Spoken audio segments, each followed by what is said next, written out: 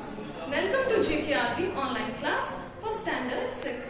बच्चों, आज हम आपके व्याकरण का दूसरा पार्ट का प्रश्न अभ्यास करेंगे। देखो ब्रैकेट में लिखा है ना एक्सरसाइज, इसका मतलब है प्रश्न अभ्यास। ठीक है, पार्ट 2 है हमारा व्याकरण का शब्द निर्माण। ठीक है, हम आपके व्याकरण के दूसरे पार्ट शब्द निर्माण पर प्रश्न चर्चा करेंगे। तो सारे बच्चे पृष्ठ संख्या 15 निकालें।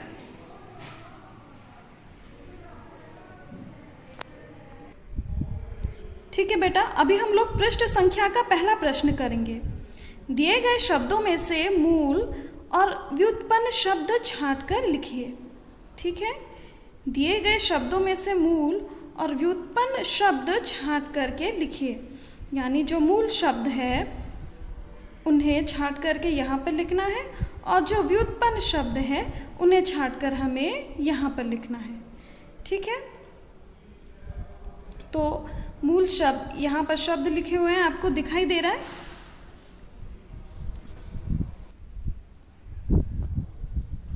ठीक है, मूल शब्द यहाँ पर मूल शब्द है नदी, झोपड़ी, फूल, चींटी, मेज। और व्युत्पन्न शब्द है होगा कलाकार, सुपुत्र, दर्शनीय, फुलवारी और प्रबल। क्योंकि व्युत्पन्न शब्द कौन सा शब्द होता है आपको पता है ना। व्युत्पन्न शब्द मूल शब्दों में शब्दांश जोड़कर जो नए शब्द बनते हैं उन्हें व्युत्पन्न शब्द कहा जाता है। जैसे देखो मूल शब्द है कला, तो उसमें कार शब्दांश जोड़ने पर वो बना कलाकार। देखो मूल शब्द है पुत्र, तो उसमें सु उपसर्ग जोड़ने पर वो बना सुपुत्र। वैसे ही दर्शनीय, फुलवारी, प्रबल। ठीक है, अभी दूसरे प्रश्न पर आइए। दिए गए उपसर्गों में से दो दो शब्द बनाइए। देखिए ये उपसर्ग दिखाई दे रहा है आपको, तो इन उपसर्ग को मूल शब्द के साथ जोड़कर हमको शब्द बनाने। ठीक है, एक तो इन लोगों ने दे रखा है सु प्लस पुत्र, फिर प्र प्लस मुख, ला प्लस पता, दुर प्लस आत्मा, अप प्लस मान। और यहाँ पर उपसर्ग दे रखा है हमें, लेकिन मूल शब्द हमको खुद सोच करके लिखना है। ठीक है, तो देखते हैं चलो। पहला है सु प्लस पुत्र, सुपुत्र। अभी हमको दूसरा शब्द दिया है, सु उपसर्ग दे दिया, इसके साथ मूल शब्द हमें खुद जोड़ना है। तो हम सु के साथ विचार लिखेंगे, तो वो होगा सुविचार, सुविचार। ठीक है, अब दूसरा शब्द है प्रमुख, प्र प्लस मुख, प्रमुख। तो प्र प्लस हम शांत लिखेंगे और हम शब्द बनाएंगे प्रशांत। ठीक है, ग ला प्लस पता, लापता। तो ला के साथ कौन सा शब्द हम लोग जोड़ सकते हैं, इलाज। तो हमारा शब्द बना ला इलाज।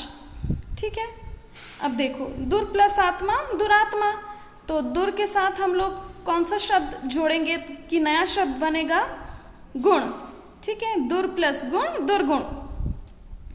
अब देखो अप प्लस मान, अपमान। ठीक है, अपमान शब्द बना। अप उपसर्ग के साथ कौन सा मूल शब्द जोड़ेंगे कि नया शब्द बनेगा, यश। अप प्लस यश, अपयश। अभी तीसरे प्रश्न पर आइए बेटा। पंखुड़ियों वाले शब्दों से केंद्र में दिए गए उपसर्ग जोड़कर नए शब्द बनाइए। ठीक है, पंखुड़ियों वाले शब्द दिखाई दे रहा है आपको, ये सब। इनमें केंद्र में दिया गया जो उपसर्ग है, उपसर्ग पता है ना आपको, शब्दांश के प्रारंभ में लगने वाले शब्दों को उपसर्ग कहते हैं। तो उपसर्ग का प्रयोग करके इन मूल शब्द के साथ जोड़ करके नया शब्द हमको बनाना है। ठीक है, तो निर प्लस बल, सबसे पहले इसको लेते हैं। निर प्लस दोष, निर्दोष। निर प्लस बल, निर्बल। निर प्लस जन, निर्जन। निर प्लस वाह, निर्वाह। निर प्लस मोह, निर्मोह। देखो हमने शब्द बनाया। अभी आगे देखो,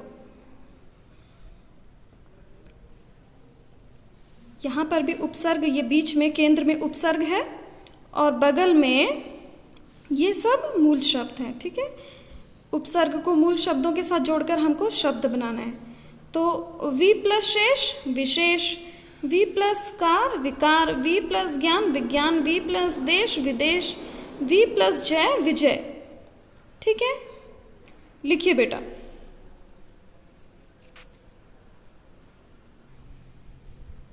अभी हम लोग चौथा प्रश्न करेंगे। ठीक है, दिए गए शब्दों में से मूल शब्द और उपसर्ग अलग करके लिखिए। ठीक है, यहाँ पर शब्द दिए गए हैं और इन शब्दों में से जो मूल शब्द है और उपसर्ग को अलग करके लिखना है। आपको पता है ना उपसर्ग क्या होता है? उपसर्ग वे शब्द होते हैं जो मूल शब्द के आगे लगाए जाते हैं। ठीक है, तो यहाँ पर मूल शब्द होगा जोर। ठीक है, यहाँ पर मूल शब्द होगा जोर और उपसर्ग होगा कम। तो मूल में जोर लिखेंगे और उपसर्ग में लिखेंगे कम। ठीक है, लिखिए बेटा। ठीक है बेटा, अभी हम अगला देखेंगे ख। ठीक है, अगला शब्द है विजय, तो उसका उपसर्ग होगा वी और मूल शब्द होगा जय। ठीक है, अगला शब्द है प्रधान, मूल शब्द होगा, उपसर्ग होगा प्र और मूल शब्द होगा धान। ठीक है, अगला शब्द है अवगुण, इसमें उपसर्ग होगा अव और मूल शब्द होगा गुण। अगला शब्द है व, उपसर्ग स और मूल शब्द में लिखेंगे फल। ठीक है, लिखिए बेटा। अभी देखो बेटा, हमने ये वाला कर लिया, हाँ पिछला पेज का कर लिया था। अभी पेज नंबर 18 में आइए। ठीक है, प्रश्न देखो, केंद्र में दिए गए प्रत्यय जोड़कर नए शब्द बनाइए। ठीक है, ये जो केंद्र में शब्द दिया गया है, शब्दांश दिया गया है, वो प्रत्यय है। ठीक है, और पंखुड़ियों में जो शब्द दिए गए हैं वो मूल शब्द है।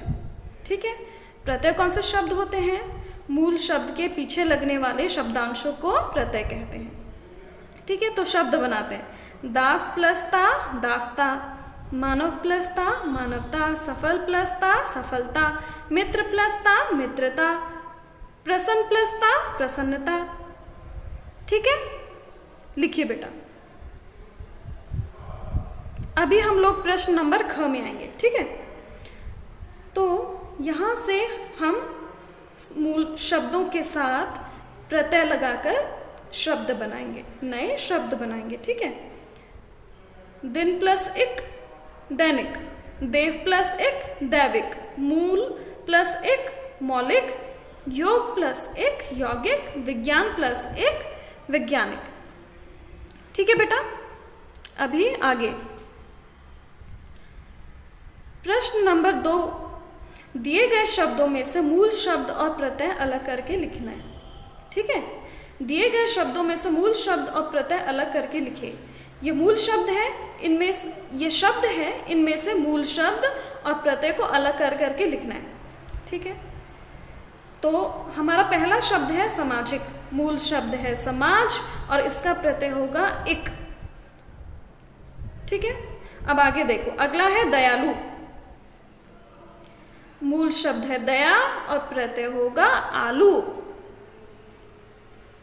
ठीक है, घबराहट, मूल शब्द है घबरा और प्रत्यय होगा आहट। ठीक है बेटा, अब देखो बुढ़ापा, मूल शब्द है बूढ़ा और प्रत्यय होगा आपा, बुढ़ापा। ठीक है, बूढ़ा और प्रत्यय होगा आपा। रंगीन का मूल शब्द है रंग और प्रत्यय होगा ईन, रंगीन। नोट कीजिए बेटा। तो बेटा अभी हम पेज नंबर 21 का करेंगे। ठीक है, प्रश्न है, दिए गए समस्त पदों का विग्रह करके समास का नाम लिखिए। ठीक है, यहाँ जो समस्त पद दिया गया है इनका हमें समास विग्रह करना है और साथ ही साथ समास का नाम भी लिखना है।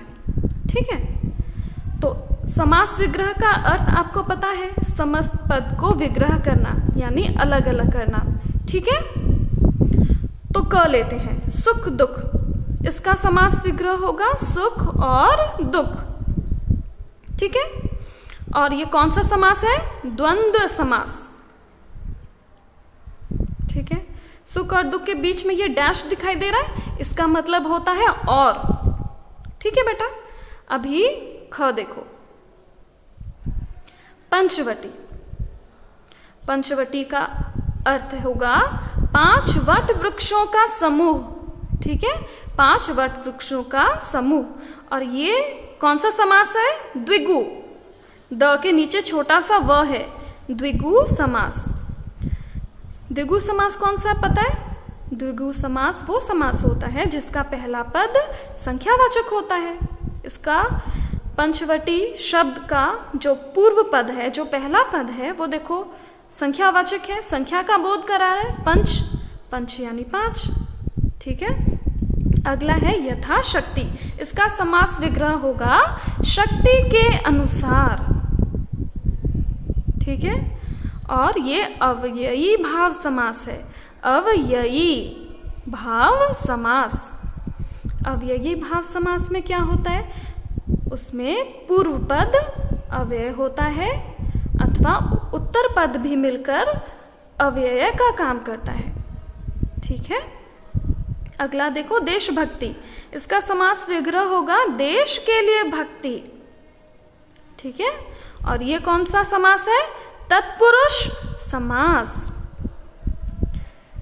तत्पुरुष समास, इसमें उत्तर पद यानी जो दूसरा पद होता है वो महत्वपूर्ण होता है। पूर्व पद यानी पहला पद और उत्तर पद यानी दूसरा पद। ठीक है, तत्पुरुष समास में उत्तर पद प्रधान होता है, मुख्य होता है, तो ये तत्पुरुष समास होगा। ठीक है, अब अलग देखते हैं। अगला देखते हैं कमल नयन। इसका समास विग्रह होगा कमल के समान नयन। और ये कौन सा समास है? कर्मधारय समास। ठीक है, कमल के समान नयन, जो पूर्व पद है वो उत्तर पद का विशेषता बता रहा है कि कैसा नयन है? कमल के समान नयन। ठीक है, अगला देखो नीलकंठ। नीला है कंठ जिसका, नीला है कंठ जिसका, अर्थात शिव। ये कौन सा समास होगा? बहुब्रीहि समास। बहुब्रीहि समास। ठीक है, बहुब्रीहि समास में क्या होता है? जो बोला गया है उसका अर्थ वो ना होकर कुछ विशेष अर्थ रखता है, वहां बहुब्रीहि समास होता है। ठीक है, अगला देखो दशानन। 10 है मुख जिसके, अर्थात रावण। 10 है मुख जिसके अर्थात रावण। ये भी बहुब्रीहि समास होगा। ठीक है, नोट करो बेटा।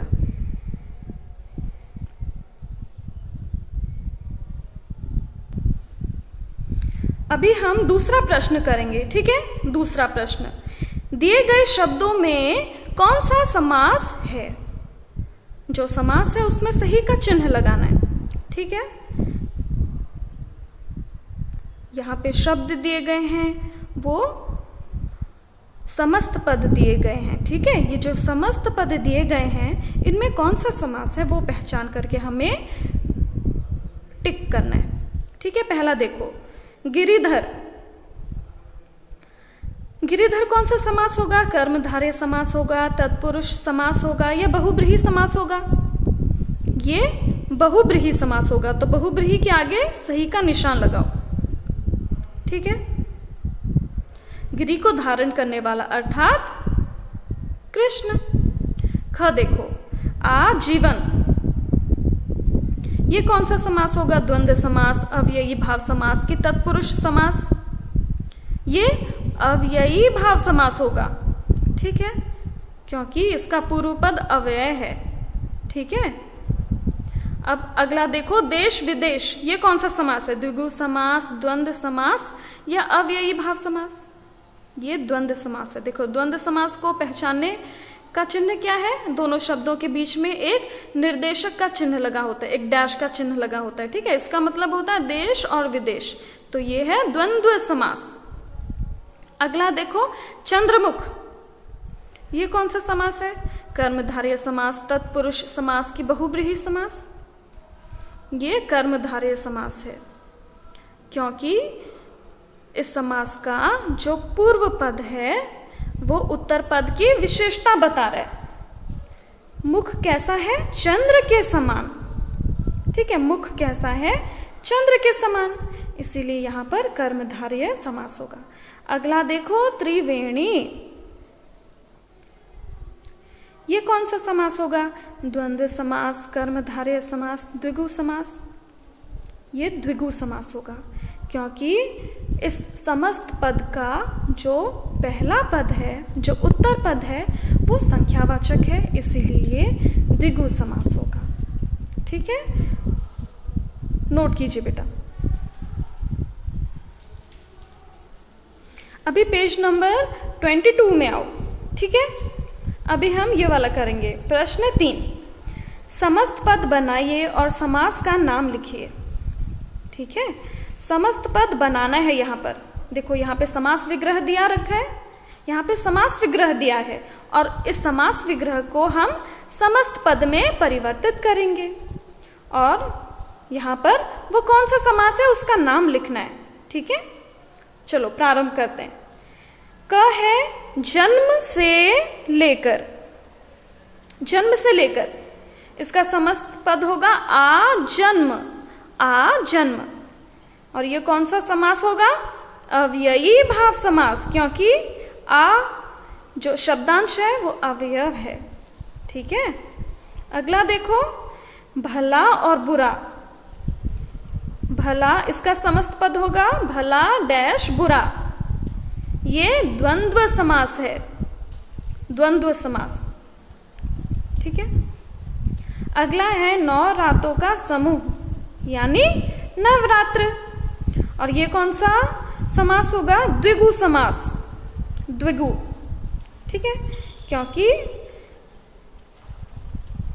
समस्त पद का उत्तर पूर्व पद संख्यावाचक है।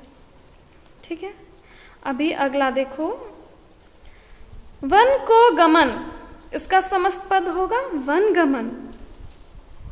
ठीक है, और ये होगा तत्पुरुष समास। तत्पुरुष समास में क्या होता है, जो उत्तर पद होता है, जो दूसरा पद होता है, वो प्रधान होता है, वो मुख्य होता है। ठीक है, वन को गमन, गमन यानी पता ना, जाना, ये होगा तत्पुरुष समास। अगला है लंबा है उधर जिसका, अर्थात गणेश, समस्त पद होगा लंबोदर, और ये कौन सा समास होगा, बहुब्रीहि समास। बहुब्रीहि समास क्यों होगा, बहुब्रीहि समास वहाँ होता है जहाँ सामान्य अर्थ ना रखकर विशेष अर्थ लिया जाता है। ठीक है, लंबा है उधर जिसका अर्थात गणेश। बहुब्रीहि समास में क्या होता है, जो बोला गया होता है वो अर्थ ना लेकर हम एक विशेष अर्थ लेते हैं। ठीक है, इसलिए ये कौन सा समास होगा, बहुब्रीहि समास। ठीक है बेटा, उत्तर नोट कीजिए।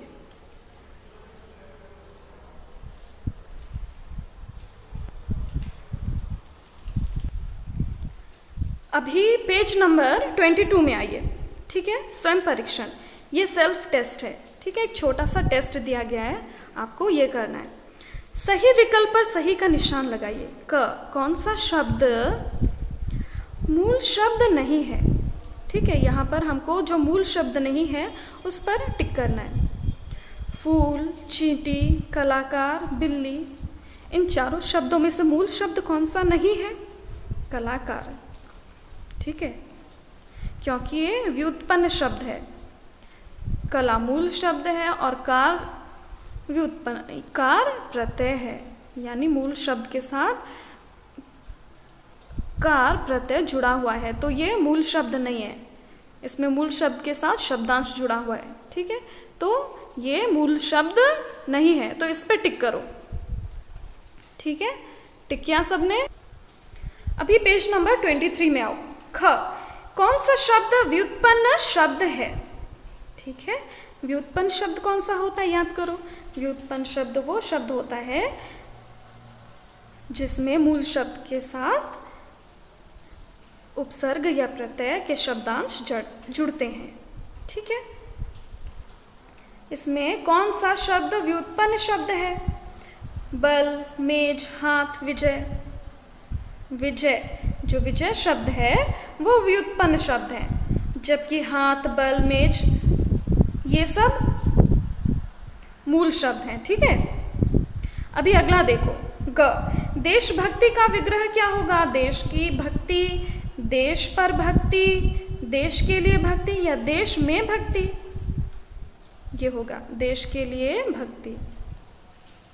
ठीक है, नोट किया सबने? अभी दूसरा प्रश्न देखो, समस्त पद का उसके समास से सही मिलान कीजिए। ठीक है, यहाँ पर समस्त पद दिया गया है और यहाँ पर समास दिया गया है।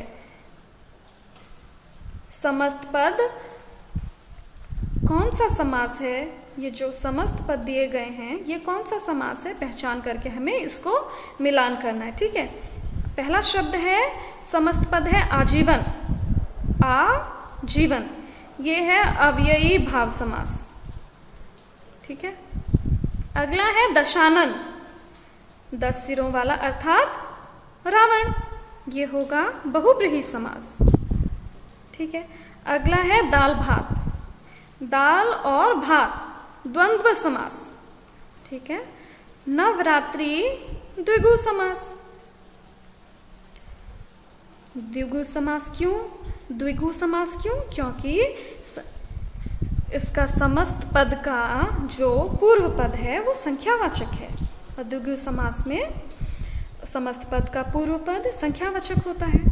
ठीक है, अभी अगला शब्द देखो, नीलकमल, नीला है कमल, नीले रंग का कमल, नीला है जो कमल। ठीक है, नीलकमल, ये कौन सा समास होगा? ये कर्मधारय समास होगा क्योंकि पूर्व पद उत्तर पद की विशेषता बता रहा है। ठीक है, अगला है गंगाजल, ये कौन सा होगा? कौन सा समास होगा? ये होगा तत्पुरुष समास। इसमें उत्तर पद जल, उत्तर पद प्रमुख है, महत्वपूर्ण है। ठीक है, नोट करो। अभी हम लोग तीसरा प्रश्न देखेंगे, दिए गए वाक्यों में सही और गलत का निशान लगाइए। ठीक है, जो सही है उसमें सही का निशान लगाएंगे और जो गलत है उसमें गलत का निशान लगाएंगे। क, कुछ उपसर्गों का प्रयोग करने से विलोम शब्द बनते हैं। कुछ उपसर्गों का प्रयोग करने से विलोम शब्द बनते हैं, सही है। ठीक है, तो सही का निशान लगाओ। मूल शब्दों में उपसर्ग या प्रत्यय लगाने से व्युत्पन्न शब्द बनते हैं। हाँ, मूल शब्द में जब हम उपसर्ग या प्रत्यय लगाते हैं तो नए शब्द बनते हैं, व्युत्पन्न शब्द बनते हैं, ये भी सही है। ठीक है, सही का निशान लगाओ। ग, दोपहर का विग्रह होगा है दो समय, गलत, गलत है ये। अगला है घोड़े पर सवार का समस्त पद है घुड़सवार, सही, यहाँ पर सही का निशान लगाओ। और चौथा प्रश्न पर आओ, ये आपका अंतिम प्रश्न है, आपका परीक्षण, ये जो छोटा सा टेस्ट दिया गया है आपके पाठ के अंत में, इसका ये अंतिम प्रश्न है। ठीक है, चौथा प्रश्न है, सही उपसर्ग या प्रत्यय लगाकर नए शब्द बनाइए। ठीक है, सही उपसर्ग या प्रत्यय लगाकर नए शब्द बनाने हैं। हमारा शब्द है जय। ठीक है, और उसके आगे हम लोग उपसर्ग लगाएंगे वी, तो वो बन जाएगा विजय, वी प्लस जय, विजय। ठीक है, अगला देखो, हमारा शब्द है लायक, इसके आगे उपसर्ग लगाना है तो हम ना लगाएंगे, तो हमारा शब्द बनेगा नालायक। ठीक है, अगला हमारा शब्द है चिकना, चिकना के साथ हमें प्रत्यय लगाना है, तो हमने लगा दिया ई, तो वो शब्द बना चिकनाई। अगला शब्द है वर्ष, इसके साथ हमको प्रत्यय लगाना है, तो हमने लगा दिया इक। ठीक है, हमारा शब्द है वर्ष और इसके साथ हमने प्रत्यय लगा इक, तो वो बना वार्षिक। ठीक है, वार्षिक। अभी अगला देखो, हमारा शब्द है गुण, इसके साथ हमको प्रत्यय लगाना है, तो हमने लगा दिया प्रत्यय अव। ठीक है, तो हमारा शब्द बना अवगुण। ठीक है, समझ में आया बेटा? नोट कीजिए। तो ये आपका ये जो छोटा सा टेस्ट था वो कंप्लीट हो गया। आई होप आपको सब प्रश्न अभ्यास अच्छी तरीके से समझ में आ गया होगा। Thank you class.